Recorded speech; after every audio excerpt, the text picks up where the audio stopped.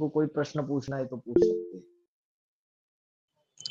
हैं। भाई जी, ये 11वें अध्याय का जो 19वां श्लोक है, ये जो नई बुक है, उसमें बोला है आपको अपने बड़े पुत्र की योग ऊर्जा के तेज से।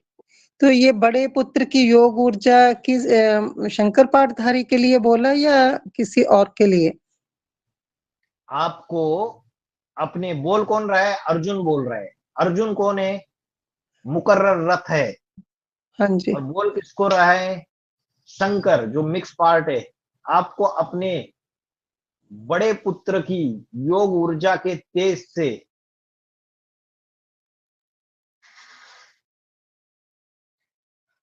इस संसार को तपाता हुआ देख रहा हूं। तो उसका, शिव का बड़ा पुत्र कौन है? सबसे पहलोटी का बच्चा शंकर है। शंकर के लिए, ठीक है। हाँ जी। ओम शांति भाई जी। शांति। जी, जैसे संजय का और सॉरी अर्जुन का और भगवान का यहाँ संवाद चल रहा है ना, तो और फिर जो संजय उवाच बोला, तो यहाँ पर वो धृतराष्ट्र को बता रहा है। तो अर्जुन तो वही पाठधारी, संजय भी वही पाठधारी है ना, जो संपूर्ण जय प्राप्त करने वाला है, यानी नाम अलग दे दिया है, पाठधारी तो वही है ना। जी, आवाज नहीं आ रही आपकी। हाँ, संजय जो है धृतराष्ट्र, जिसने राष्ट्र की सारी संपत्ति धर ली।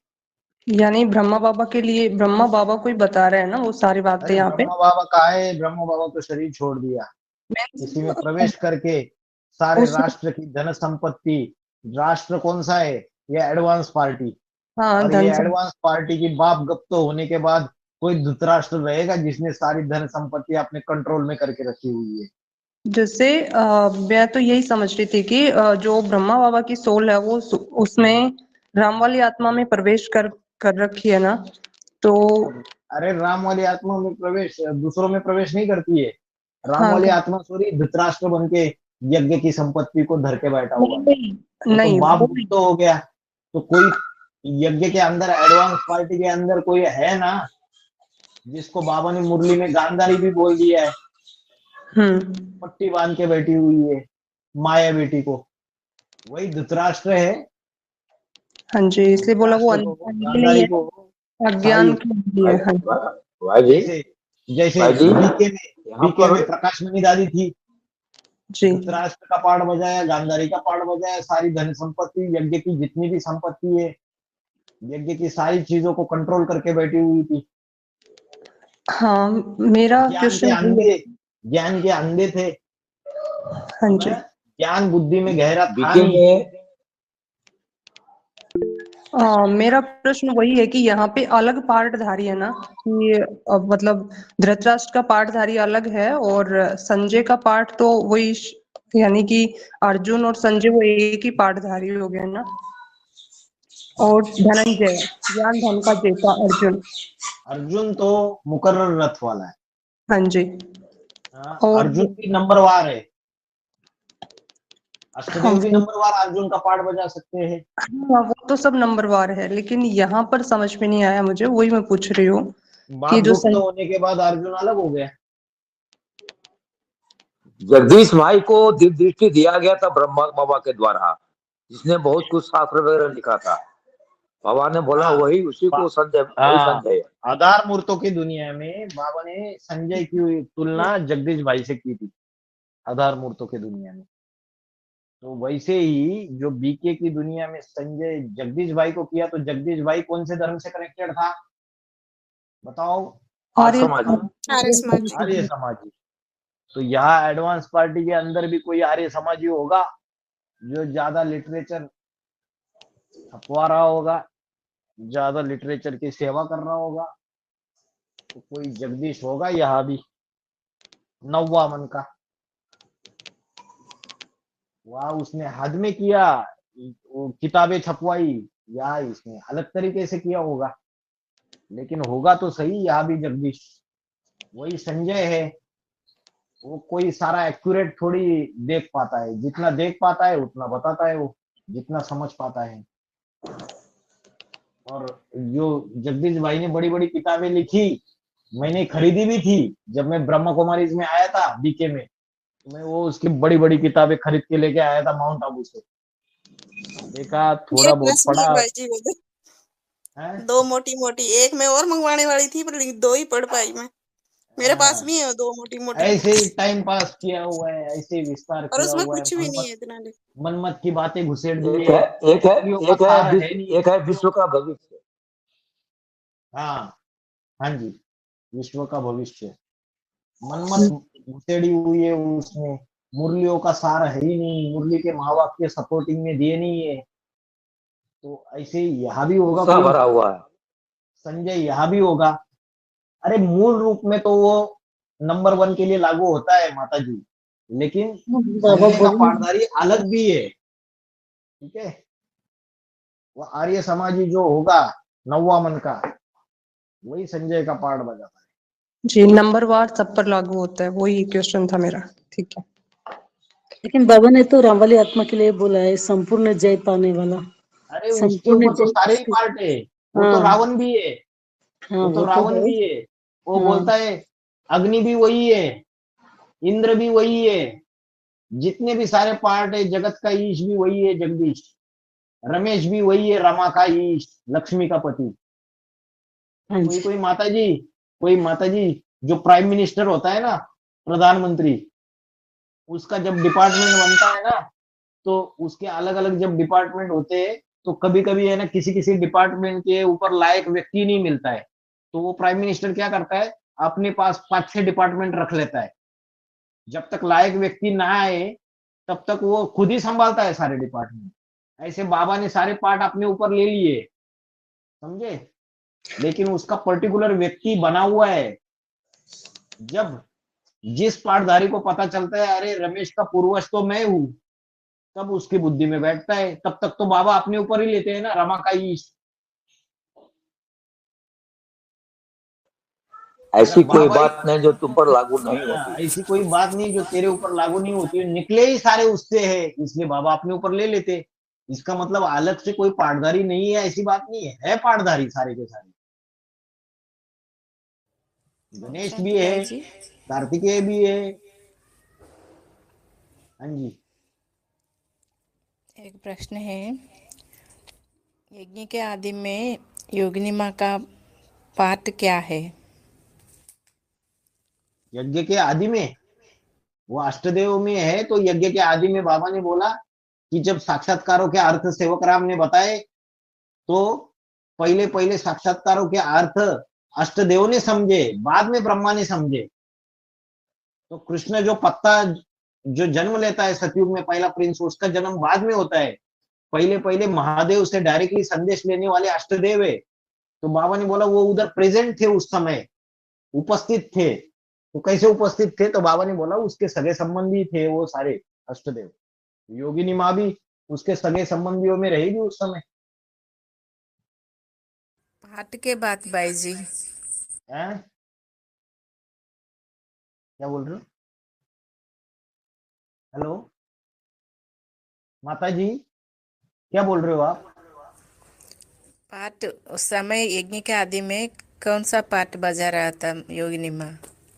कौन सा पाठ? अभी तो बताया, उसके सगे संबंधियों में थे। अभी नाम आप ढूंढते बैठो।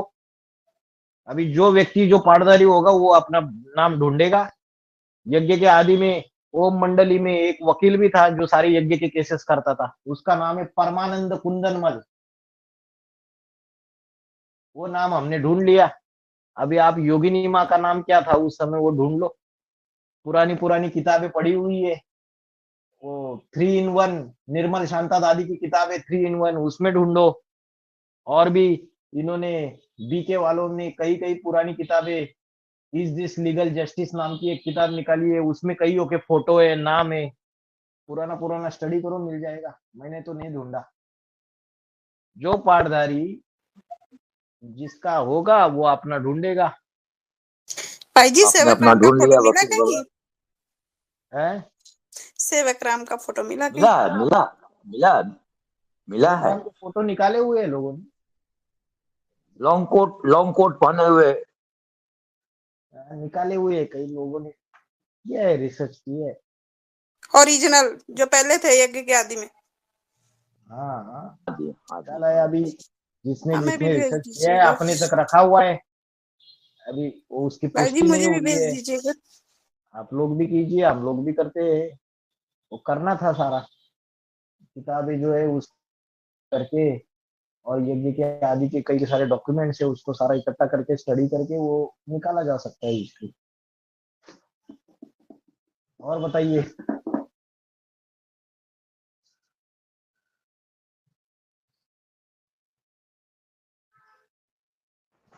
ओम शांति भाई जी, एक प्रश्न मैं पूछ रही हूँ। ब्रह्मा की जो 1000 भुजाएं हैं, उनमें सर्वश्रेष्ठ भुजाएं कितनी हैं? ब्रह्मा की 1000 भुजाओं में अष्टदेव सर्वश्रेष्ठ भुजाएं है, उसके बाद 108 है। लेकिन 8 और 108 1000 भुजाओं के अंदर आते हैं। मुरली का पॉइंट है, भेज देंगे आपको। अच्छा ठीक है।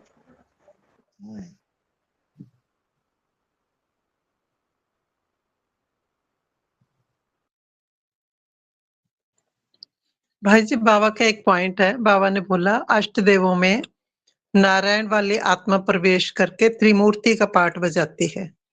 तो इसका जब बाबा क्लैरिफिकेशन दे रहे हैं, तो उसमें बाबा जो द्वापर युग में आधारमूर्त आत्मा होती है, जिनमें सूक्ष्म बीज प्रवेश करके धर्म स्थापना का कार्य करता है, वो आधारमूर्त आत्मा के पिता अष्टदेव को बताया।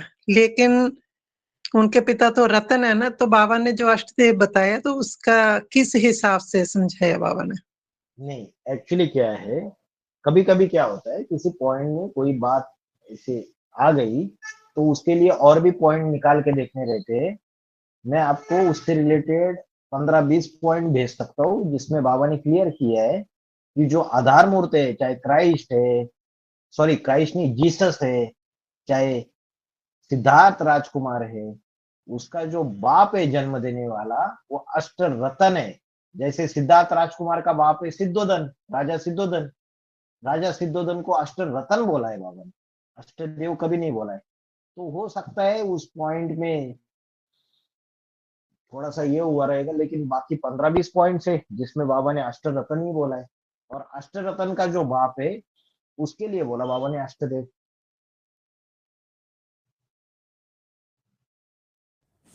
एक बार दूसरे पॉइंट से भी कंपेयर कीजिए, और भी कई पॉइंट्स है जिसमें बाबा हाँ जी, ने। दूसरे तो रतन ही सिद्ध होते हैं ना दूसरे पॉइंट से। इस हाँ पॉइंट में जी, अष्टदेव हाँ, तो कभी कभी हो जाती है चीजें, स्लिप ऑफ टंग भी हो जाता है, वो तो साधारण तन में आता है,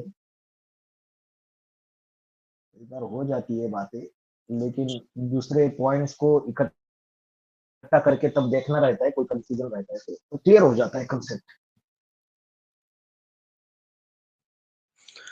और एक पॉइंट आया है कि बाबा ने बोला है कि सारे ब्राह्मण परिवार का कनेक्शन अष्ट देवों के द्वारा ही होना चाहिए। जब विपदा आती है तो नवरत्न को कहते हैं। तो सब बनते हैं, अष्ट देवों के प्रवेश करते हैं संपन्न होकर। लेकिन यह बोला कि आपकी नवरत्न आवाज ब्रेक हो गई, फिर से पूछिए, अच्छे से मोबाइल पकड़िए, आवाज ब्रेक हो रही है। एक पॉइंट है ना तीसरा कि माइक। रचना बहन जी, अपना माइक ऑफ कीजिए। हाँ जी, बोलिए माता जी। बाबा ने बोला कि सारे ब्राह्मण परिवार का जो कनेक्शन है वो अष्ट देवों के द्वारा ही होना चाहिए। विपदा जब आती है तो नवरत्न की अंगूठी पहनते हैं। तो इसमें बाबा ने इनडायरेक्टली बोला है ना कि अष्ट देवों के द्वारा ही होना चाहिए नवरत्न। लेकिन जो बाबा ने बोला है, वो इसलिए तो बोला, बाबा, हाँ जी, मैं इसलिए वो इसलिए बोला कि जो अष्टदेव है ना, पाठधारी, वो वो जो अष्ट रतन के पाठधारी है, उनके भी बाप है ना। तो जैसे नवग्रह बनता है, तो बाबा ने बताया अष्टदेव, अष्टरतन, आधार मूर्त, और ऊपर से आने वाला सूक्ष्म बीज, इनसे ग्रह बनता है। तो जब विपदा आती है तो क्या करते हैं, कोई बोलता है नवरत्नों की अंगूठी पहन लो। बाहर की दुनिया में बताते हैं कि ये नवरत्नों की अंगूठी पहन लो। तो जो नवरत्न है, जो बाहर की दुनिया में बोला जाता है, अष्टरत्न ये बाबा का शब्द है, और नवरत्न की अंगूठी ये बाहर की दुनिया का शब्द है। इस बात को समझिए आप। तो नवरत्न की अंगूठी पहनी है, तो वो मूल रूप में, वो जो अष्टरत्न भी है, उनके जो मूल रूप में बाप है वो अष्टदेव है। इसलिए यहाँ पे जो बाबा बोल रहे हैं वो अष्टदेवों के ऊपर लागू कर रहे हैं। जब एडवांस पार्टी के अंदर, यज्ञ के अंदर कोई दुविधाएं आती है, विपत्ति आती है, संकट आता है, तो किसका सहारा लेते हैं? ये अष्टदेवों का ही सहारा लेते हैं। तो इसलिए बोला सारी परिवार का कनेक्शन उनके थ्रू, उनके द्वारा होना चाहिए, अष्टदेवों के द्वारा। अगर कोई बोले हम नहीं मानते अष्टदेव विष्टदेव को, तो उसका क्या होने वाला है? बाबा ने तो यहाँ तक बोला कि अगर ये अभी भी फिक्स नहीं किया मैं किस ग्रुप की आत्मा हूँ, मेरे ग्रुप का मुखिया कौन है, बाबा ने बोला अगर ये पक्का नहीं कर पाए तो नास्तिकता में जाके गिरना पड़ेगा। फिर फाइनली कहा जाना पड़ेगा? नास्तिकता में, क्योंकि पक्का ही नहीं कर पाए, कहाँ मेरा जाना है, कहाँ मेरा स्थान है। तो नवरत्न यहाँ जो बोला है ये मूल रूप में अष्टदेवों के लिए लागू होता है, इसलिए बोला है। भाई जी एक और प्रश्न है, लेकिन मेरा नहीं है, मुझे क्लियर है, किसी और आत्मा का है। ये प्रश्न जो है ना, पॉइंट ये घूम रहा है, तो उसमें बाबा ने बोला है कि अष्ट देवों का चिंतन नहीं करना, तो इसका थोड़ा सा डिटेल से समझा अरे दीजिए। अष्टदेव का चिंतन नहीं करना है, वो जिस समय में बोला ना, यही तो लफड़ा है सारा का सारा। वो वार्तालाप निकालो आप। अरे उस समय क्या हो रहा था पता है? यज्ञ में, ये कलकत्ता में, दूसरी दूसरी जगह पे सिर्फ अष्टदेव अष्टदेव करके बातें उछल रही थी। फिर ये अष्टदेव हो सकता है, वो अष्टदेव हो सकता है। अरे वो समय था जब बाप प्रत्यक्ष था, बाप पालना दे रहा था बच्चों को, तब अष्टदेव जो है उस ज्ञान सूर्य में मर्ज रूप में कार्य करते हैं। अभी वो गुप्त हो गया, साइड में हो गया, तब जाके अष्टदेव को बोल के गया कि तुमको अपना 12-12 का ग्रुप बनाना है। ये 2004, 2005, 2003 के वार्तालाप है, जो पॉइंट आप बता रहे हो। उस समय जो ब्राह्मणों की दुनिया में ज्यादा चिंतन चल रहा था, बाबा को साइड में कर दिया और अष्टदेव के चिंतन में लगे पड़े हुए थे। उस समय लोगों को समझाने के लिए बोला, क्योंकि तब तक तो अष्टदेव सीट पे सेट भी नहीं थे, ऐसे ही गुंताड़े भिड़ा रहे थे, ऐसे ही हवा में तीर चला रहे थे। जो विधर्मी है वो भी बोल रहे थे कि ये अष्टदेव है, वो अष्टदेव है। जिनका पुरुषार्थ नहीं है, जिनका इतना त्याग तपस्या नहीं है, उनको भी अष्टदेव में डाल रहे थे। तो उस समय ये बोला था कि उनका चिंतन मत करो। समय प्रमाण अनुसार जो अच्छे अच्छे बच्चे हैं उसको बचाने के लिए डायरेक्शन दिया जाता है। वो समय तो चला गया, 2004-5 का कहा का समय। 2018 में बाबा ने मुरली में बोल दिया 8 रह, 8 रह गए, 8 प्रत्यक्ष हो गए। 8 के द्वारा अभी बाप गुप्त हो गया, तो 8 सारी परिवार को पालना देने के निमित्त बनेंगे। ये सारी बातें बोल दी। 8 को अपने 1000 भुजाएं फैला के कार्य करना है, तब जाके तो चिंतन कैसे नहीं करेंगे? बाप ही उनको डायरेक्शन देके गया कि 8 को अपना परिवार बनाना है, तो काहे का चिंतन नहीं करेंगे? अभी तो करेंगे ही करेंगे। अभी तो कनेक्शन में आएंगे तो चिंतन भी होगा। चिंतन होगा तभी तो पता चलेगा कि ये नंबर का अष्टदेव है। तभी तो उसके परिवार में जाएंगे, और तभी तो जाके सूर्यवंशी परिवार में ऐड होंगे उसके थ्रू, बाप के सूर्यवंशी परिवार में। तो समय, कॉन्टेक्स्ट का अर्थ है संदर्भ। किसने प्रश्न पूछा, उस समय यज्ञ की स्थिति क्या थी, समय क्या था, परिस्थितियां क्या थी, और संदर्भ क्या था, प्रश्न पूछने वाले किस भाव से पूछा, तो उसका जवाब दिया।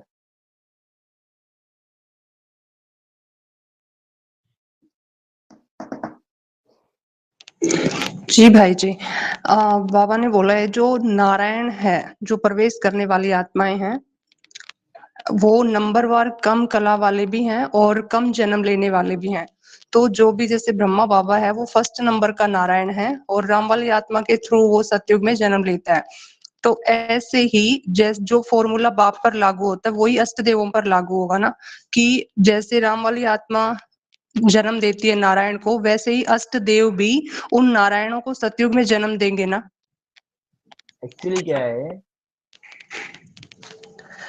तो फिर ब्रह्मा बाबा और ब्रह्मा जैसी जो आत्मा है 84 जन्म लेने वाली, जैसे राधा कृष्ण बच्चे जन्म लेते हैं वैसे अष्टदेव की भी जोड़ी बनेगी ना। दूसरे नंबर के अष्टदेव की विजय माला के साथ जोड़ी बनेगी, दूसरे नंबर का विजय माला के मंत्र के साथ। वो दोनों भी लक्ष्मी नारायण कहे जाएंगे या नहीं कहे जाएंगे, ये बताइए। दूसरे नंबर का अष्टदेव हाँ जी कहे जाएंगे, तो ऐसे फॉर्मूला ऐसे तो यही तीसरे लागू नंबर, सुनो, ऐसे तीसरे नंबर का अष्टदेव और विजय माला का तीसरा नंबर का मन का, इनकी भी जोड़ी बनेगी, ये भी लक्ष्मी नारायण कहे जाएंगे। अभी ये लक्ष्मी नारायण कहे जाएंगे तो ये जब बच्चों को जन्म देंगे तो बच्चों को जन्म देंगे या नहीं देंगे राधा कृष्ण जैसे, क्योंकि 4.5 लाख को जन्म देना है, 4.5 लाख जन्म देने वाले और 4.5 लाख जन्म लेने वाले। तो जो राधा कृष्ण जैसी आत्माओं को जन्म अष्ट देव की जो लक्ष्मी नारायण की जोड़ी बनेगी वो भी देंगे। अभी वो जो जन्म देंगे वो पूरे 84 जन्म लेने वाली आत्माएं होगी, क्योंकि राम वाली आत्मा परम धाम को टच करके आ गई 1 सेकंड में, फिर अष्टदेव भी आ गए, अपना अपना शरीर धारण कर लिया, नर से नारायण नारी से लक्ष्मी बन गए। अभी राधा कृष्ण जैसे बच्चों का जन्म होगा तो वो वेट करता रहेगा अष्टदेव कि भाई रमेश भाई के तो 4 जन्म कम हो जाते और प्रकाशमणि दादी के तो सतयुग के तीसरे जन्म में जन्म, दूसरे जन्म में जन्म लेने वाली है। तो वो वेट करते रहेंगे कि हमारे दोनों ये लक्ष्मी नारायण हमारे बच्चे राधा कृष्ण जैसे दूसरे और तीसरे और चौथे जन्म में पैदा करेंगे। तो एक्चुअली बाबा ने पहले से जो समझाया है ना वो ऐसे ही समझाया है कि जैसे ब्रह्मा जैसी जो आत्मा है जो पूरे 84 जन्म देने वाले है उनको जन्म देने के निमित्त बनेंगे। हाँ, लेकिन ये हो सकता है जब रमेश भाई के 4 जन्म कम हो जाते हैं तब उस समय उसके माता पिता हो सकता है फिर से यही बनेंगे, ये हो सकता है। और प्रकाशमणि दादी को जन्म देने के निमित्त वो तीसरे नंबर का अष्टदेव बनेगा, ये भी हो सकता है, क्योंकि उनके तो 2 जन्म कम हो गए, फिर उनके माता पिता फिर से ये लोग बन सकते हैं। लेकिन वो कैसे होगा, क्या होगा, वो लॉजिक तो हमें भी क्लियर नहीं है। समझ गई भाई जी, हो गया क्वेश्चन, क्योंकि वो श्रेष्ठ आत्माएं होंगी जो वहां पर जन्म लेंगी और फिर ये जो नारायण बनने वाली आत्माएं ये कहीं ना कहीं बीच में जन्म लेंगी। और जब द्वापर युग शुरू होता है तो इन द्वापर युग में जो नष्ट देव जो होते हैं ये इन नारायण बनने वाली आत्माओं के बाबा होते हैं ना, क्योंकि बीज के थ्रू जन्म होता है इनका। तो बाबा ने बोला कि नष्ट देव ही इनके बाबा होने चाहिए, क्योंकि वहां से विधर्मी डिनास्टी शुरू हो जाती है, क्योंकि अष्ट देवों से जन्म होगा सतयुग त्रेता में, ऐसे बोला बाबा ने, क्योंकि वहां से राक्षस प्रवृत्ति नहीं होती, देवता ही प्रवृत्ति होती है। हाँ जी, हाँ जी, जी ये बाबा वाला पॉइंट अच्छा बताया आपने, ये मुझे भेज दीजिए। नष्ट जी देव जो है वो बाबा होते हैं द्वापर युग में, ये पॉइंट अच्छा बताया। हाँ जी बाबा मतलब ग्रैंडफादर, हाँ जी दादा को बाबा बोला जाता है, ग्रैंडफादर को। और उसका भी नष्टदेव का जो बाप है वो कौन है, अष्टदेव, ग्रेट ग्रैंडफादर। जी और उसका भी बाप राम वाली आत्मा, मनुष्य सृष्टि का बाप, प्रजापिता, ग्रेट हाँ ग्रेट ग्रैंडफादर। तर बाबा बोला बाबा ने। हाँ, एक होता है दादा, उसके बाद होता है परदादा, और उसके बाद होता है तरदादा। तरदादा का अर्थ है ग्रेट ग्रेट ग्रैंडफादर, परदादा का अर्थ है ग्रेट ग्रैंडफादर, दादा माना ग्रैंडफादर। इसीलिए तो आज ब्राह्मणों को बाबा बोलते हैं, उनके आने वाले पीढ़ी को। हाँ जी।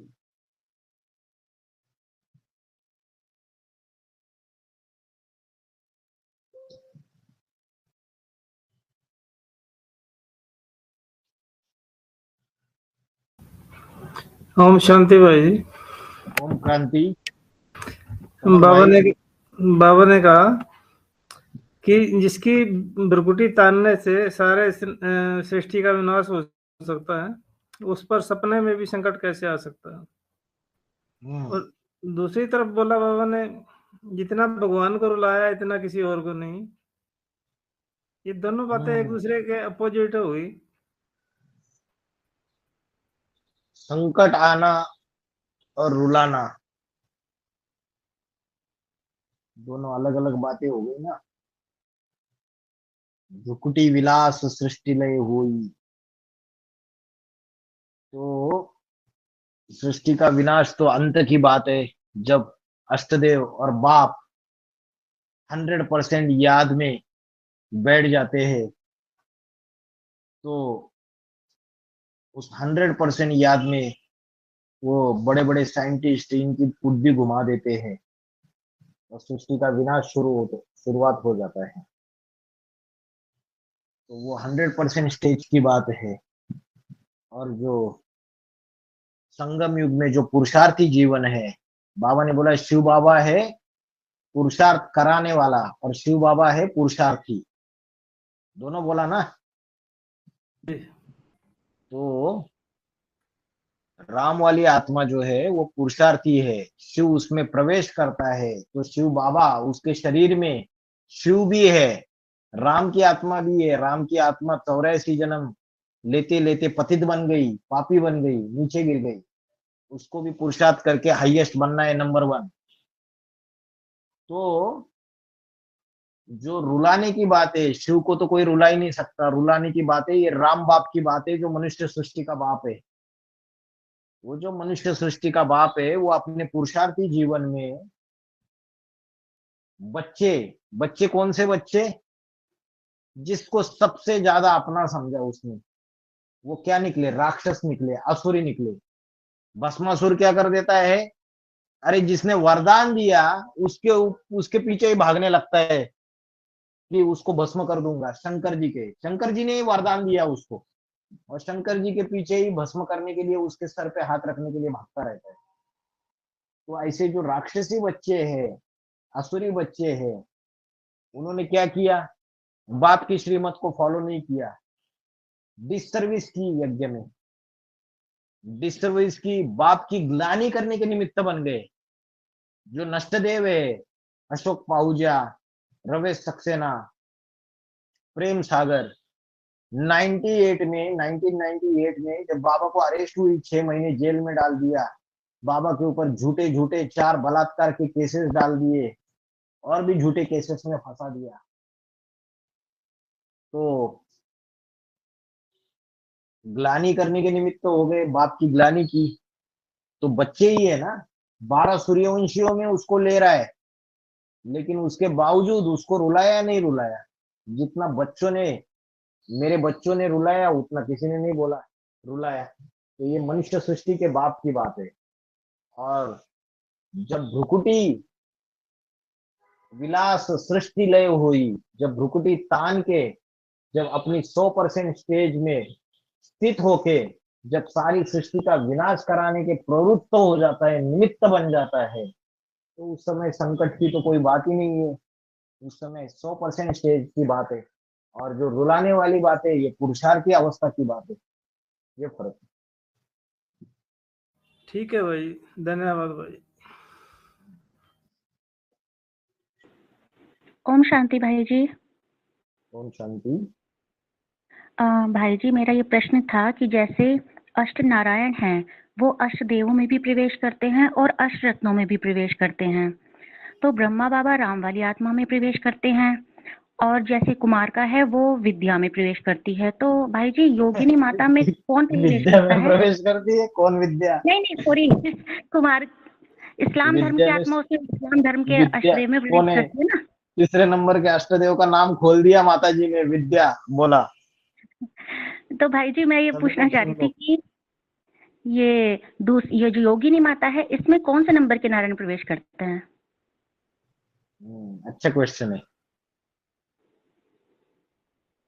योगिनी में बाबा ने बोला, जब ये प्रश्न पूछा गया है ना, तो बाबा ने हमेशा ओम राधे मम्मा और ब्रह्मा की आत्माएं प्रवेश करती है, यही बोल दिया। क्योंकि उसका कारण क्या है पता है क्या? एक्चुअली योगिनी अलग है ही नहीं। क्यों अलग नहीं है? क्योंकि पहला धर्म है देवता धर्म, दूसरा धर्म है इस्लाम धर्म, तीसरा बौद्ध और चौथा क्रिश्चियन। और देवता धर्म के अंदर ही दो चीजें हैं, सूर्यवंश और चंद्रवंश। समझ रहा है? हाँ जी, हाँ जी, हाँ जी। हाँ, तो माँ और बाप बन दोनों मिलके ही, योगिनी माँ और बाप, ये दोनों मिलके ही देवता धर्म बनता है। तो बाबा ने जब भी प्रवेश करने की बात आई आधार मूर्तों द्वारा, तो ब्रह्मा और ओम राधे मम्मा जैसी ये दोनों आत्माएं उसमें प्रवेश करती है, ऐसे ही जवाब दिया था।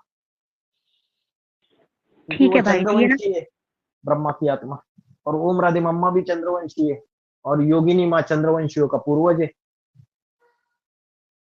हाँ जी भाई जी, यही कंफ्यूजन हो रहा था कि ब्रह्मा बाबा के बाद कौन से नंबर का मन का इसमें प्रवेश करेगा। वही ठीक है करते भाई हैं। जी, वो हाँ जी, ठीक है ये भाई। भी बोलते हैं ना, परदादी में परदादी प्रवेश करती है, निर्मल शांता दादी के लिए बोलते हैं ना।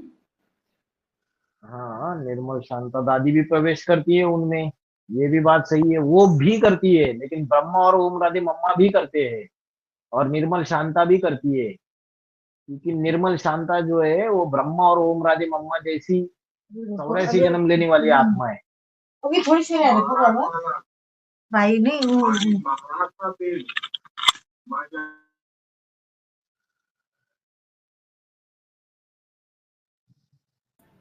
और भाई जी, ब्रह्मा बाबा की सोल तो किसी में भी प्रवेश कर सकती है ना? ब्रह्मा बाबा की सोल अष्टदेव में प्रवेश करती है, 108 में भी प्रवेश करती है। ओम राधे मम्मा की सोल भी तो कर सकती है। कर सकती है। बाबा ने बोला है कि तमो प्रधान आत्मा सेवा का काम कर नहीं सकती, बाप दादा ही उनमें प्रवेश करके सेवा का काम कर सकते हैं। तमो प्रधान आत्मा ज्ञान सुना नहीं सकती, बाप दादा ही उनमें प्रवेश करके ज्ञान की सेवा करते हैं। जो मुरली के महावाक्य तो करते तो है ही। वो जो महारुद्र है नंबर 1, अभी गुप्त होने के बाद वो भी मन बुद्धि से प्रवेश करके कार्य कर रहा है। नंबर 1 पहले पहले किसको करेगा प्रवेश? किसी में भी कर देगा। जो संपूर्ण अर्पण में है, जो उसका धंधा करते हैं, ज्ञान का धंधा, उसकी दुकान चलाते हैं, पहले पहले उनको सहयोग देंगे। बच्चे बीमार है, शरीर कमजोर है, और हिम्मत कर बैठे, बड़ी बड़ी सभाओं को ज्ञान सुना रहे, तो उसको मदद देंगे या नहीं देंगे? हिम्मत बच्चे मदद बाप, तो मदद करते हैं। पहले पहले 8 को करते हैं, उनको तो शिव की अष्टमूर्तियां बोला है, शिव के 8 अवतार बोला है, फिर 108 को भी करते हैं। जो जो हिम्मत दिखाता है ईश्वरीय सेवा की, उसको मदद मिलती है। चाहे वो राक्षसी विधर्मी आत्मा भी ना हो, क्यों ना हो, वो भी हिम्मत करेगा तो उसको भी मदद मिलेगा। इसलिए शिव शंकर भोलेनाथ बोला है, भोलेनाथ। राक्षस भी उससे वरदान लेके जाते थे। योगिनी माँ में जैसे माया के लिए बोलते हैं ना, वो किसी को नहीं छोड़ती, तो योगिनी माँ में भी माया जो है आधार मूर्त, वो भी एंटर कर सकती है। माया किसी को छोड़ती नहीं है। हाँ हाँ, बाबा ने बोला है अष्टदेव को भी माया नहीं छोड़ती है, अंत में जाके अष्टदेव को भी नीचे गिरना ही गिरना है। माया किसी को छोड़ती नहीं है। तो वो तो प्रवेश योगिनी माँ भी अष्टदेव में है। तो प्रकाश मणि दादी प्रवेश करके पाठ बजा सकती है उनमें भी। हाँ हाँ, सबको ही लास्ट में बोला है, लास्ट में शूटिंग पीरियड का जो लास्ट समय होगा, वहां उनको माया के चपेट में आना। पूरे 83 बर्थ वो बाप के सहयोगी बन के बैठते हैं, संगे साथी बन के बैठते हैं। लास्ट जन्म में जाके उनको नीचे गिरना है। उसका शूटिंग भी शूटिंग पीरियड में सबसे लास्ट में ही होगा। जैसे 2018 में अगर आप वाणी या सुनोगे 16/11 के बाद 23/11, 21/11 की वाणियां सुनेंगे तो आपको पता चलेगा कि यज्ञ के अंदर हेड ऑफिस में या जो मुख्य मुख्य पाठधारी है उनमें सबसे ज्यादा गड़बड़ हो गया था नवंबर महीने में। योगिनी माँ को यहाँ तक बोला कि तुमको रोना नहीं है, मतलब वो रोई थी, सब कुछ लफड़े हो चुके थे। तो 2018 शूटिंग पीरियड का लास्ट समय था और लास्ट समय में सारे के सारे अष्टदेवों को माया के चपेट में आना ही आना था। तो बाबा ने बोला था लास्ट पेपर होगा 18 में और उस लास्ट पेपर में अष्टदेव प्रत्यक्ष हो जाएंगे, ऐसे बोला था। 5वें नंबर का पूर्वज भी उस चपेट में आ जाता है और बाबा ने इसलिए बोला कि कोई मनसा से भागते हैं, कोई वाचा से भागते हैं, अष्टदेवों के लिए बोला, कोई कर्मना से भी भाग जाते हैं। है बड़े बड़े वकील। तो भाई जी मनसा और वाचा से कौन, ये तीसरे और चौथे के लिए बोला होगा मनसा और हाँ जी वाचा हाँ से? जी, हाँ जी हाँ जी, वो तो भागते ही रहते हैं। जैसे यज्ञ में ढेर सारी जिम्मेवारी है, सेवा की, इतने बड़े परिवार की पालना करना। तो जब बड़ी बड़ी चीजें आती है, समस्या आती है, तो बोलते हैं ठीक है आप ही संभालो। ये भागना हो गया ना।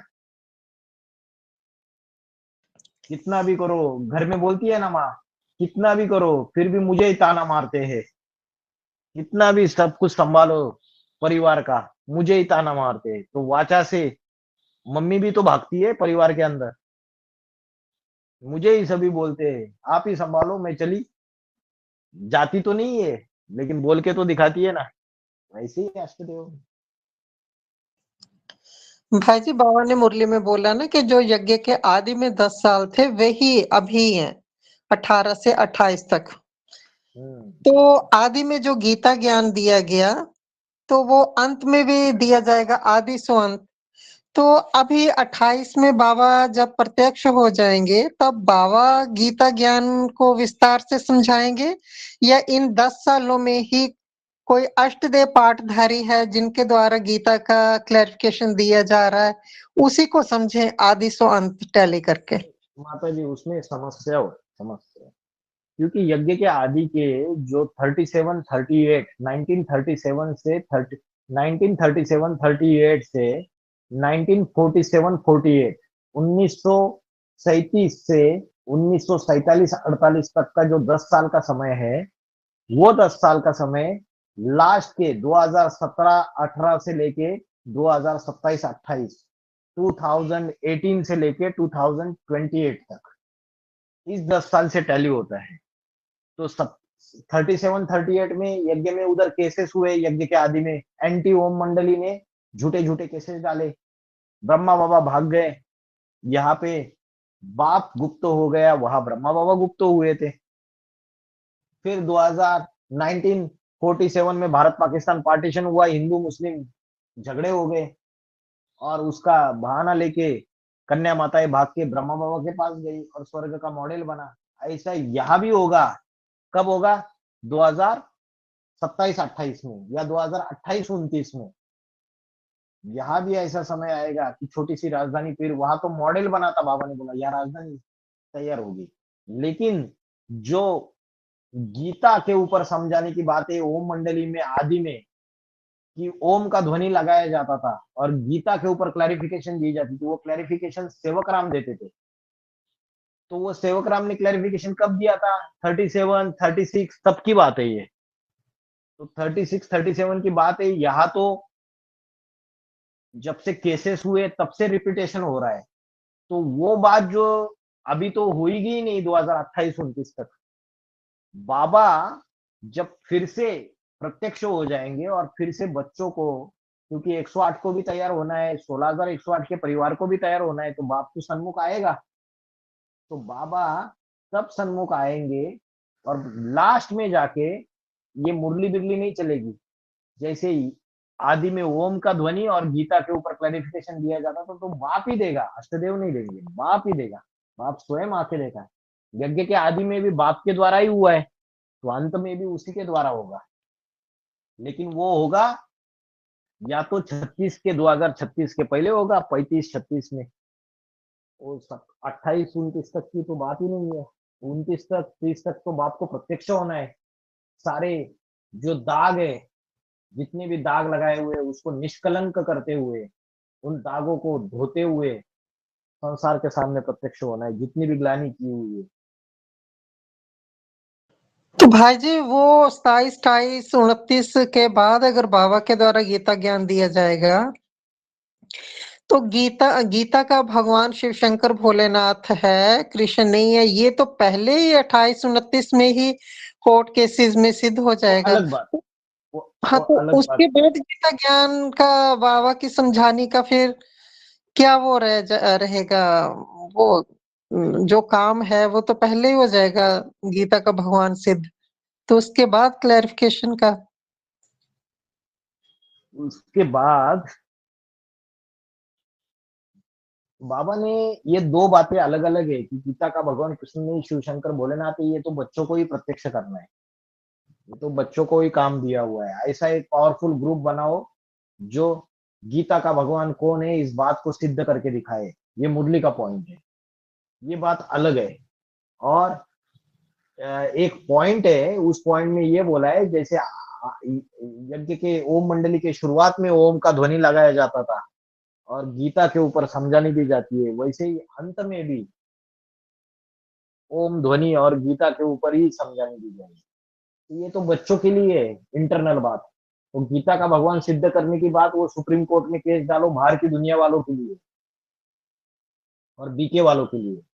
लेकिन जो बच्चे जो सन्मुख बाप के सामने रहेंगे 4.5 लाख, उनके लिए अंत गीता ज्ञान से ही होगा।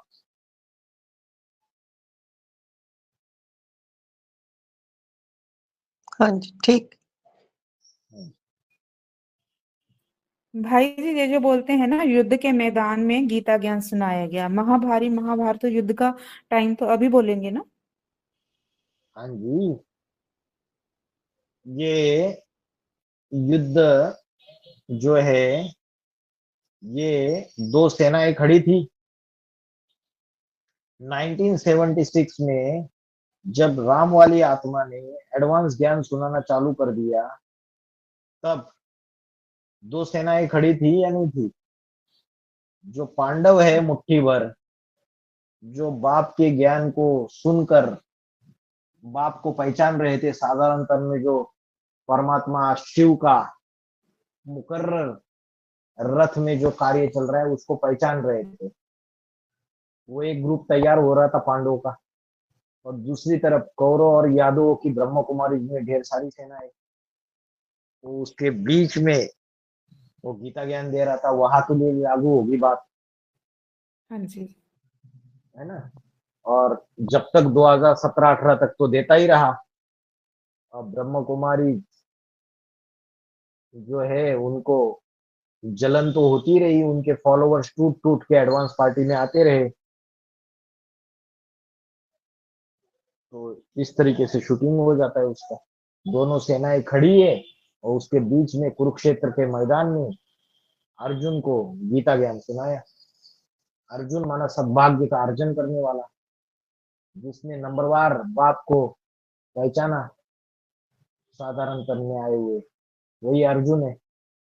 जिसको सद्भाग्य मिलता है, अष्टदेव में आता है, 108 में आता है, 16,108 के राज परिवार में आता है, यही अर्जुन है नंबरवार सारे, हम बच्चे हाँ बाबा जी, को।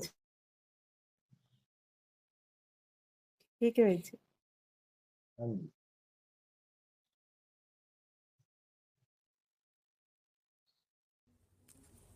भाई जी एक प्रश्न है, सच्ची गीता खंड बुक में एक पॉइंट आया था, बाबा ने बताया है कि शिव बाबा से तुम्हारा एक्यूरेट क्या संबंध है वो नहीं पता, जब तक नहीं पता चलता है पहचानते हो तब तक तुम्हारा ब्राह्मण जन्म अधूरा समझो, ऐसे मैंने पढ़ी हुई हूँ, इसका अर्थ बताइए ना भाई जी। तो पहले पहले ये बात अष्टदेव के लिए लागू होगी। अष्टदेव ने रियलाइजेशन किया होगा ना अपने पुरुषार्थी जीवन में, जो जितना अर्पण में होगा वो पहले रियलाइजेशन करेगा।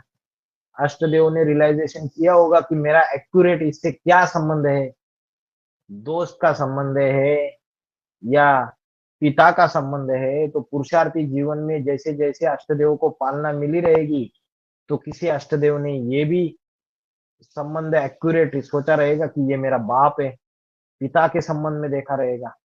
जब बाप समान बन जाता है तो दोस्त के रूप में देखा रहेगा। बाबा ने तो बोला है कि 8 उसके संगे साथी है जन्म जन्मांतर के, तो एक्यूरेट संबंध पता चल गया उनको पुरुषार्थी जीवन में। ऐसे ही 108 है, उनको भी अपने जिस तरीके से परमात्मा से प्राप्ति हुई है, जिस तरीके से पालना मिलेगी उनको, उस आधार से उनके बुद्धि में फिक्स हो जाता है।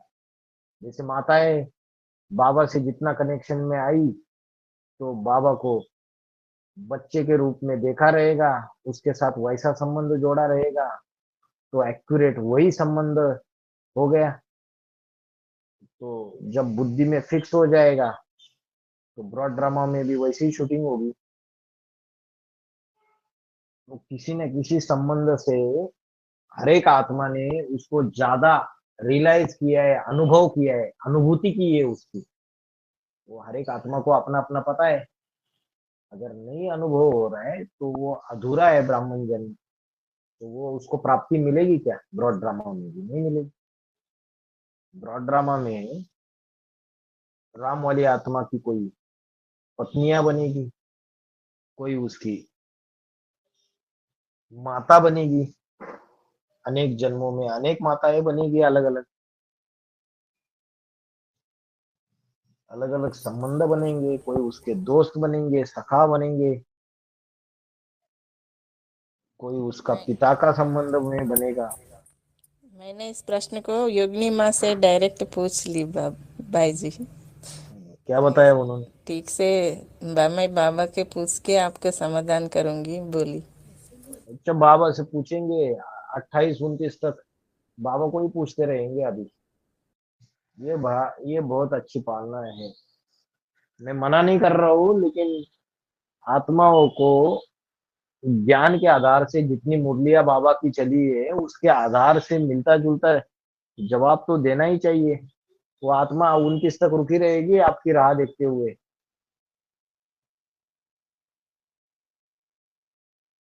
तो बाबा से पूछ के जवाब दे दिया क्या उन्होंने? यज्ञ में तो जो भी प्रश्न रखे वो यही बोलते हैं ना, ऊपर हेड ऑफिस से पूछ के बताएंगे, बताते कभी है नहीं, तो वो प्रश्न ही रह जाता है। वही तो बात है। धर्म सत्ता और राज सत्ता अलग अलग हाथों में। जिनको धर्म का ज्ञान नहीं है वो राजा ही कर रहे हैं, जिनके पास धर्म का ज्ञान है उनके पास राजा ही नहीं है। भाई जी, बीके का तो हम सीडी के चित्र में समझ लेते हैं ना, धर्म सत्ता राज्य सत्ता कैसे गई उनके हाथ। लेकिन यहाँ पर अगर सूक्ष्म रूप में देखना हो तो धर्म सत्ता राज्य सत्ता एडवांस पार्टी में कैसे समझें कि धर्म सत्ता और कैसे समझे? एक छोटा सा लिटरेचर का सेक्शन बनाया हुआ है, छोटा सा। उसमें कुछ बहनों को, छोटी बहनों को और कुछ बहनों को अपॉइंट कर दिया है। अभी जितनी भी वेबसाइट चलती है, आध्यात्मिक विश्वविद्यालय का यूट्यूब चैनल चलता है, उद्यान के जो अलग अलग खेती करते हैं ये यही बहनें करती है। और बाकी की सारी बहनें, बड़ी बहनें राज सत्ता भोग रही है पूरी तरीके से। बड़े बड़े डिपार्टमेंट संभाल रहे हैं, फाइनेंस का डिपार्टमेंट संभाल रहा है, कोई सत्ता भोग रहे हैं, अपने अंडर दी कंट्रोल भूतों को चला रहे हैं। कोई खेती का डिपार्टमेंट संभाल रहा है, कोई पार्टी सेक्शन संभाल रहा है। जो गृहस्थी पार्टी सेक्शन क्या होता है पता है आपको? जितने भी गृहस्थी ज्ञान में चल रहे हैं ना, वो सारे पार्टी सेक्शन के अंडर आते हैं। तो जिनके ऊपर उल्टी पुल्टी डायरेक्शन दी जाती है, जिनकी झूठे कारणों से उनको जोर जबरदस्ती माफीनामा लिखने के लिए बोलते हैं, गलती नहीं है तो भी किधर भी सिग्नेचर करने के लिए बोलते हैं, आत्मा का पूरा स्वाभिमान टूट जाए ऐसे उसके साथ बर्ताव करते हैं। कई लोगों की कोई गलती नहीं रहती, उनकी क्लास बंद कर देते हैं, उनकी सेवा बंद कर देते हैं। तो ये सारे के सारे जो है यही बैठे हुए सारे इनको किस श्रेणी में राज सत्ता भोग रहे हैं। और धर्म सत्ता जो है, जो यज्ञ में जो ज्ञान का बाप की दुकान है, उसको चालू रखना, उसको फैलाना, उसको सारा ये छोटी सी बहनों का सेक्शन बना दिया, वो लोग कर रहे, उसको डाल रहे, बस चल रहे। बाकी कई सारी इंचार्ज बहनें तो ऐसी है जिनके मुख से ज्ञान ही नहीं निकलता है। सवेरे उठते हैं, अमृत वेला भी उठ नहीं पाते हैं, दिन भर खाना पीना सोना। बाबा ने बोला है कि जो कबूतर होते हैं ना, वो शिवलिंग पे गन करते रहते हैं, उनके मुख से आवाज ही नहीं निकलती है, गुटरगु गुटरगु गुटरगु, अंदर ही अंदर, ज्ञान बाहर आता ही नहीं है। लेकिन जो कंठी वाले तोते हैं, वो सारी दुनिया में भागते रहते हैं और ज्ञान सुनाते रहते हैं, सब जगह उस बाप का परिचय देते रहते हैं। तो कंठी वाले तोते बनने हैं, गुटरगु वाले नहीं बनने। जो गुटरगु वाले है ना, वो शिवलिंग रहते शिव के मंदिर में ही वही गन करते रहते हैं, डिस्टर्बिस करते रहते हैं, भोगते हैं राज सत्ता। और धर्म सत्ता वाले जो आत्माएं हैं, जो बाप की दुकान संभालते हैं, उनकी ग्लानि करेंगे, उनके बारे में झूठी झूठी अफवाहें फैलाएंगे, क्योंकि इनको अपनी सत्ता की जो कुर्सी है वो बरकरार रखनी है ना, राज सत्ता, दूसरों को कंट्रोल करना, दूसरों को अपने अधीन चलाना। तो कंट्रोल में चलाना है तो वो चलाते हैं, लेकिन दूर दूर तक ज्ञान का सब्जेक्ट नहीं है। इसलिए अष्टदेव को डायरेक्शन दे दिया, 8 का धंधा है, टॉपिक बनाना, सेमिनार करना। ये 1 का धंधा नहीं है, 2 का धंधा नहीं है, 8 का धंधा है। फिर बाकी के कहाँ है, कहाँ पे चले गए, क्यों नहीं धंधा कर रहे? क्योंकि उसमें से तीसरा नंबर, चौथा नंबर तो राज सत्ता भोगने में मशगूल है, बहुत बिजी है।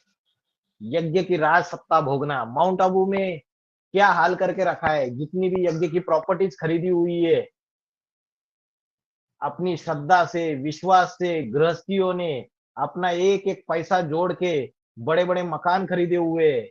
आज उस मकानों की उन्होंने मकान खरीद के यज्ञ में दे दिए, बाबा को दे दिए। आज उन मकानों की हालत क्या है, आप जाके देखिए।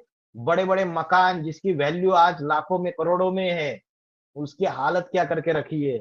उन मकानों को कोई पूछने वाला नहीं है, और वो मकान जो है उसका प्रॉपरली मेंटेनेंस भी नहीं होता है, कुछ भी नहीं, दे के रखे हुए, उसमें ना मेंटेनेंस होता है ना साफ सफाई होती है, ऐसे ही पड़े हुए। ये हालत है। तो ये सत्ताधीश है। तो ऐसे ही कई सारी चीजें, माउंट आबू में जाइए, खेती में इतनी सारी खेतियां खरीद के रखी है, उसमें कितना नुकसान करती है बहनें, ढेर सारा नुकसान करती है। और जब उनको बात पूछने के लिए जाए कोई भाई खेती में काम करने वाला, तो उसकी सेवा बंद कर देती है। हमारे पास प्रूफ से, एग्जाम्पल्स है हमारे पास। वो अगर सच्चाई बोलेगा तो उसको भगा देती है। दूसरे भाइयों को जो चाटुकारी करने वाले, उन चाटुकारी करने वालों को जो देवियों के पुजारी बन के बैठे, उनको बोलती है, उनको झूठी बातें बताएगी, वो भाई ऐसा कर रहा है करके, उसको बोलती है कि इसको हटा दो यज्ञ से, इसका सारा यज्ञ का जो भी सामान है इसके पास ये छीन लो। ऐसे ऐसे हरकतें कर रही है सारी, पूरे पॉलिटिक्स खेलते रहते हैं, राज सत्ता में मशगूल है। उनको लगता है यही हमें सत्ता भोगनी है, ज्ञान के ऊपर ध्यान नहीं है। इसलिए यज्ञ में बहनें भी सालों साल रहने वाली यज्ञ छोड़ के चली जा रही है बाबा गुप्त होने के बाद।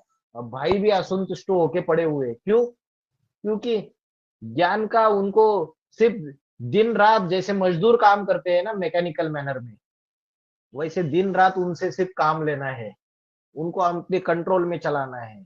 उसकी ज्ञान की प्रोग्रेस क्या है, उसकी आत्मा की अवस्था क्या है, उसकी स्टेज क्या है, इन सारी चीजों का कोई ध्यान नहीं रखा जाता है, उसके रिलेटेड कोई पालना नहीं दी जाती है उनको।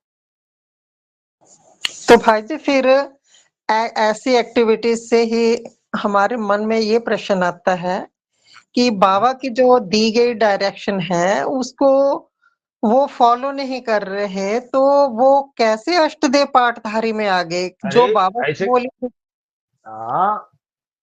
तो नंबरवार है अष्टदेव जो है ना, बाबा की दी गई डायरेक्शंस। बाबा ने क्या बोला कि जो इस्लाम धर्म का जो अष्टदेव है, बाबा ने बोला कि उसको जितना ज्ञान समझ में आया जितना डायरेक्शन समझ में आई उसको वो एक्यूरेट फॉलो करता है। उसको अगर पता चला कि अमृत वेला 2 बजे उठना है तो वो 2 बजे उठेगा अपने पुरुषार्थी जीवन में। तो इस्लामियों में धारणा अच्छा है। यम यम माना धर्मराज, जो धारणाओं का राजा है।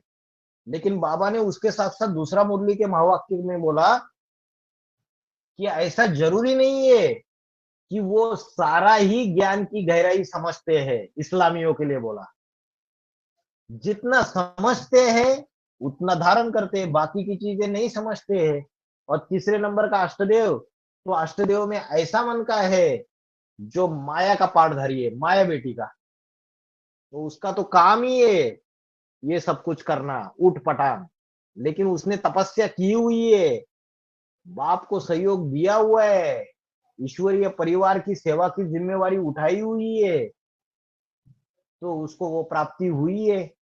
लेकिन प्राप्ति होने के बाद प्रभुता पाई ताहि मद नाही, जिसको सत्ता की कुर्सी मिलती है ना, उसको मद आता है, अहंकार आता है। ये तो हर पाठधारी के लिए, चाहे तीसरा हो, चाहे चौथा हो, चाहे पांचवा हो, चाहे छठा हो, चाहे सातवां हो, आठवां हो, आना ही आना है। इसलिए बाबा क्या बोलते हैं, अरे राजाओं ने क्या किया, राजाओं ने कभी कभी गुस्सा आया, क्रोध आया, और जिसकी गलती नहीं है उसको भी मौत के घाट पे उतार दिया।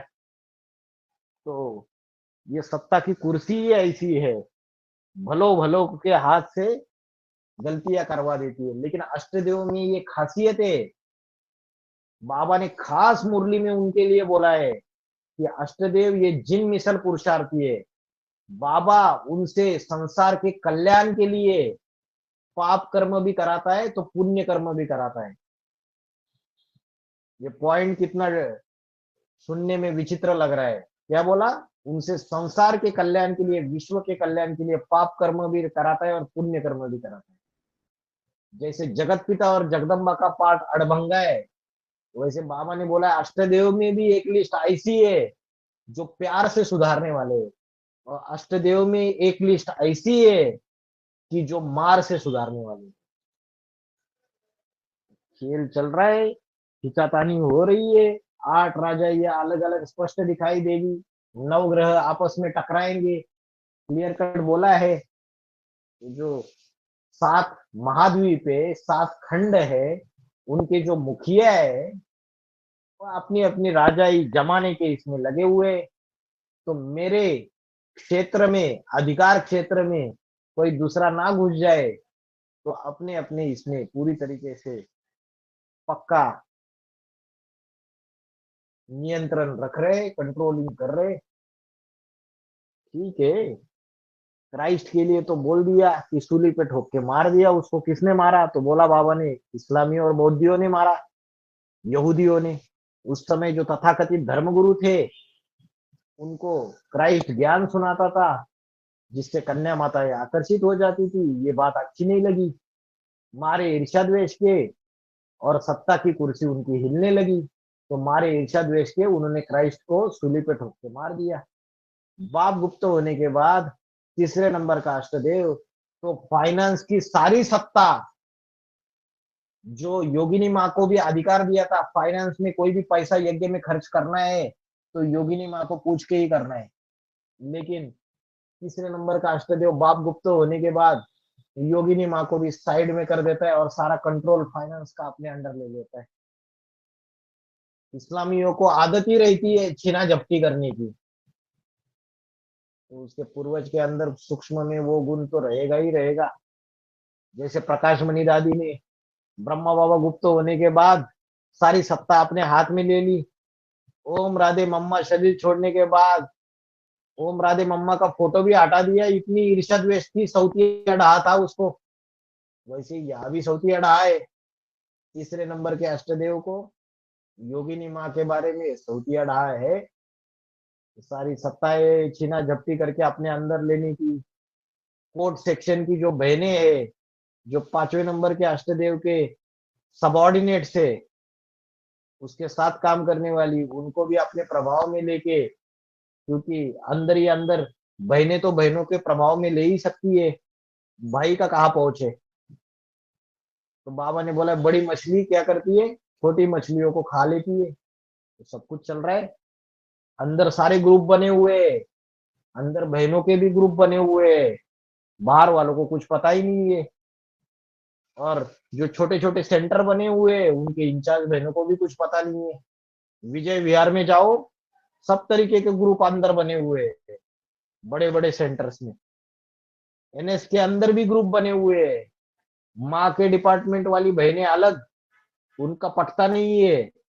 जो तीसरे नंबर के अष्टदेव की जो डिपार्टमेंट वाली बहनें, उनसे जरा भी नहीं पटता है उनका। और चौथे नंबर के अष्टदेव की डिपार्टमेंट वाली बहनें अलग, उनका नहीं पटता है माँ के डिपार्टमेंट के बहनों से। ऐसा सारा खेल है। हर एक अष्टदेव 8 दिक्पाल अलग अलग दिशाओं में मुख करके बैठे हुए हैं। बाप गुप्त हो गया, 8 ने प्रॉपर्टी बांट ली। और जैसे ये मुखिया घर छोड़ के चला जाता है या तीर्थ यात्रा में चला जाता है या जो कुछ भी हो जाता है, तो बच्चे क्या करते हैं, घर में 8 बच्चे प्रॉपर्टी बांट लेते हैं। उसमें से कोई बच्चा ऐसा भी रहता है, बड़ा बच्चा इस्लामी, वो जिसकी दूसरे की प्रॉपर्टी वो भी छीना झपटी करने लगता है। अभी दूसरा बच्चा बोलता है यार ये तो छीना झपटी कर रहा है, अभी क्या करे, स्त्री चोला है, कन्या चोला है, चलो कोई बात नहीं, छीना झपटी कर रहा है, कोई बात नहीं, विघ्नों की दीवार बन के खड़ा हुआ है, कोई बात नहीं, हम तो ज्ञान का धंधा चालू कर देते हैं। बाबा ने तो हमको पूरा डायरेक्शन दिया है, कुमार जो चाहे कर सकता है, चाहे तो पूरी स्थापना, चाहे तो पूरा विनाश। कन्याओं को डायरेक्शन नहीं दिया, अधर कुमारों को डायरेक्शन नहीं दिया, माताओं को भी डायरेक्शन नहीं दिया। इसलिए उसके पास तो पूरा का पूरा फील्ड है, तो वो ज्ञान के धंधे में लग जाता है पूरी तरीके से। इसलिए बाबा ने मुरली में बोला कि सच्चाई के राह पर चलने नहीं देती है, विघ्नों की दीवार बन के खड़ी हो जाती है, अड़ियल मिस जिद का पार्ट बजाती है, अड़ियल मिस जिद का पार्ट बजाती थी। और भगवान भी सामने आए तो उसको बोलती है मेरे ऐश्वर्य से टक्कर लेके दिखाओ, मेरे सामर्थ्य से टक्कर लेके दिखाओ, मेरी सेना से टक्कर लेके दिखाओ। सेना कौन सी है, वो तीसरे नंबर के जो अष्टदेव ने जो यज्ञ के अंदर सारी कन्या माताओं को अपने कंट्रोल में जो करके रखा है, वही उसकी सेना है। अगर एक भाई सच्चाई की आवाज उठाएगा, खेत में रहने वाला, माउंट आबू के खेतों में रहने वाला कहीं का, तो उसको सारी की सारी उनकी जो पूरी टीम है ना, उनकी पूरी प्लाटून है, ये पूरी की पूरी बहिष्कृत कर देती है, उस भाई से बात करना बंद कर देती है, उसकी सेवाएं बंद कर देती है। ऐसा चलता है यज्ञ के अंदर। माताओं के साथ भी करते हैं व्यवहार, सबके साथ करते हैं। तो बाबा ने बोला कि भगवान भी सामने आए तो बोलती है मेरे ऐश्वर्य से टक्कर लेके दिखाओ, मेरी सेना से टक्कर लेके दिखाओ। इसीलिए इसी कारण कुमार का पीछे रह जाती है और उसकी सत्ता रमेश के हाथ में आ जाती है। VCD नंबर 2711 2711 सुनिए। तो वो विघ्नों की दीवार बनने वाली जो है, वो ब्रह्मा कुमारी में भी थी और यहाँ भी है, उसकी पूर्वज बैठी हुई। तो ये यज्ञ की सत्ता का उपभोग कर रहे हैं, अपनी मनमानी भी करते हैं, क्योंकि बाप तो गुप्त हो गए है। राज सत्ता और धर्म सत्ता अलग अलग हाथों में।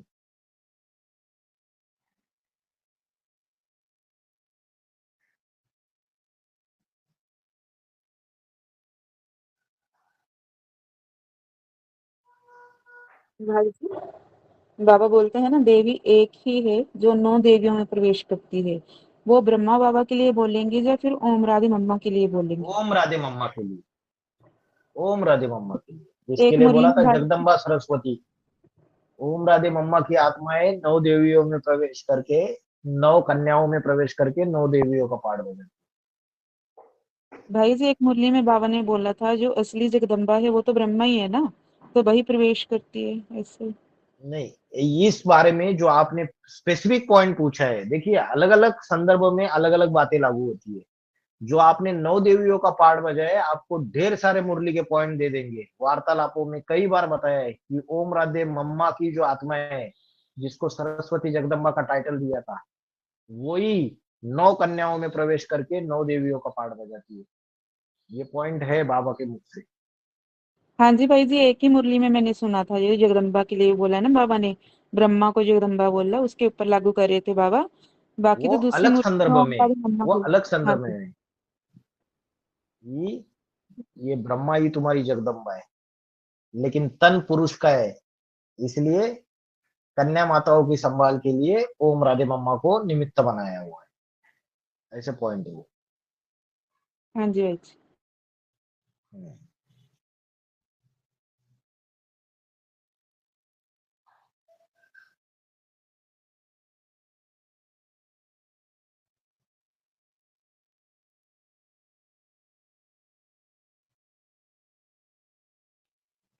ओम थोड़ा शांति समय भाई बच जी। गया है, 5 साल का। 2028 तक 108 की माला प्रत्यक्ष होनी है। अष्टदेव का परिवार प्रत्यक्ष होना है। पुरुषार्थ ज्यादा करो सब लोग, दिन रात निर्बंधन, जितने भी बंधन काटने बंधन काटो, निर्बंधन बनो। फिर पछताए क्या हो तो जब चिड़िया चुग गई खेत। ज्ञान में आगे जाओ, योग में आगे जाओ, धारणा सेवा चारों सब्जेक्ट्स में आगे जाओ। जो जो कर सकते हैं वो सारा एड़ी से लेके चोटी तक जोर लगाओ। बाप गुप्त होने के बाद तो कई एडवांस पार्टी के लोग डाउन हो रहे हैं, अपनी अवस्था को संभाल नहीं पा रहे। आपको तो अंदर वाले रह जाएंगे, बाहर वाले ले जाएंगे। अब बाहर वाले ले जाओ।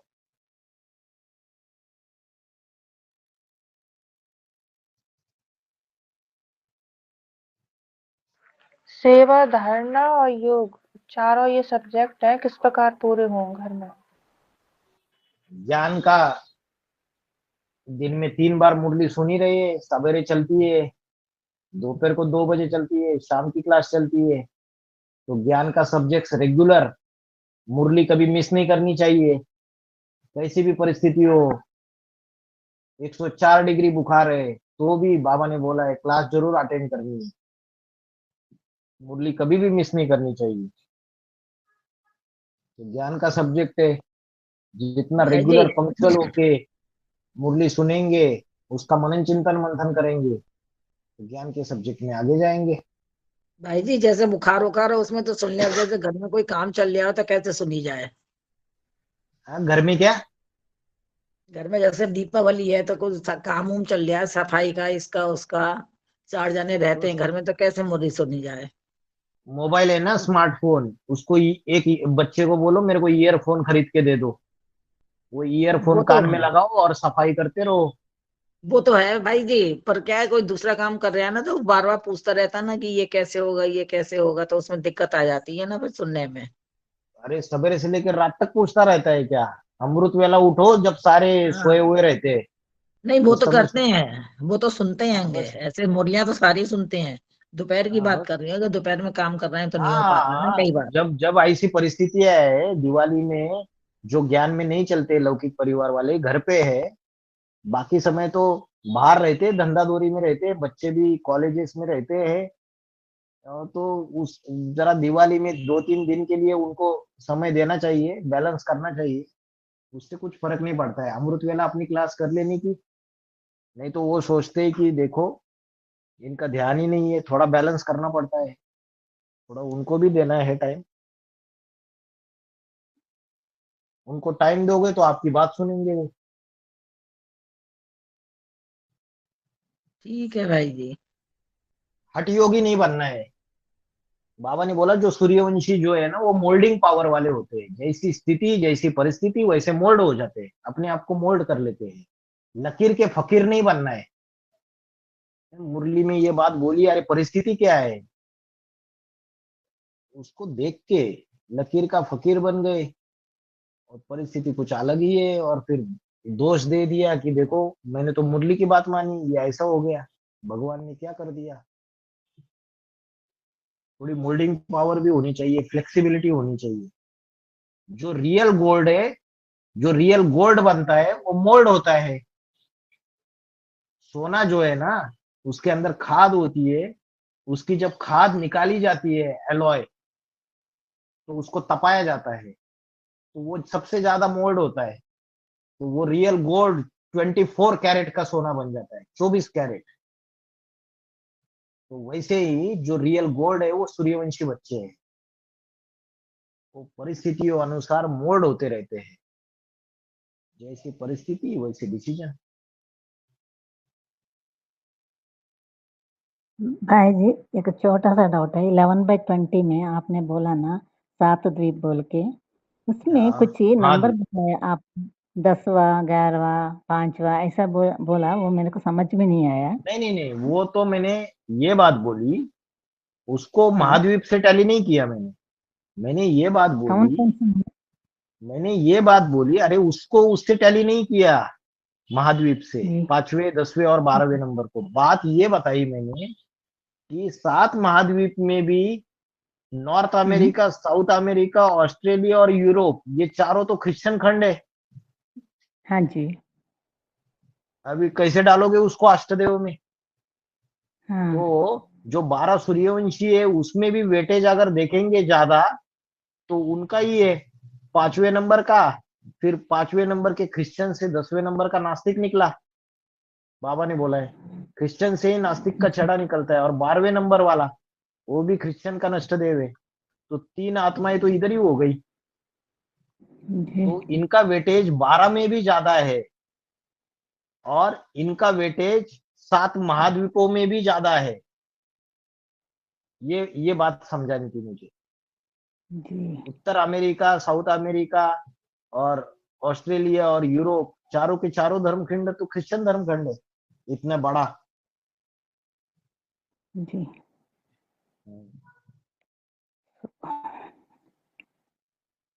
अभी भी मेरे को डाउट ही है, क्लैरिफाई नहीं हो रही, क्योंकि ऐसा कैसा कंपेयर किया बोल के मेरे को अभी भी समझ में नहीं आ रही।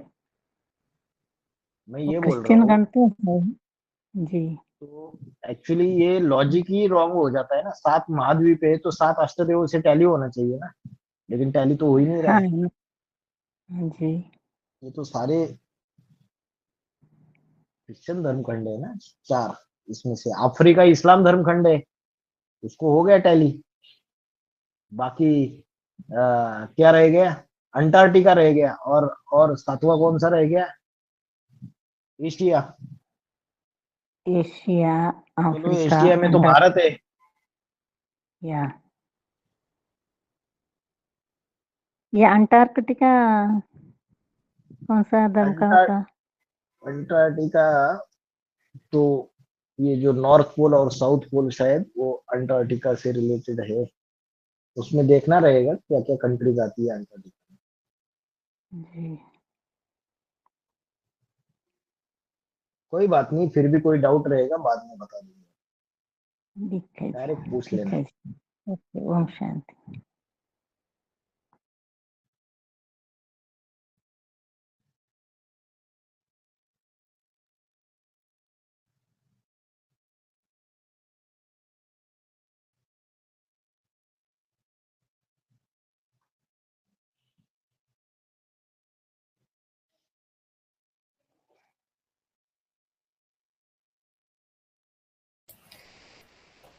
चले फिर, हो गए क्वेश्चंस? हाँ जी भाई जी, रखते हैं अभी। ठीक है। ओम शांति। ओम शांति सभी को। ओम शांति भाई जी। ओम शांति। ओम शांति भाई जी। ओम शांति। ओम क्रांति सभी को। ओम शांति। ओम क्रांति। ओम शांति। ओम शांति। ओम शांति।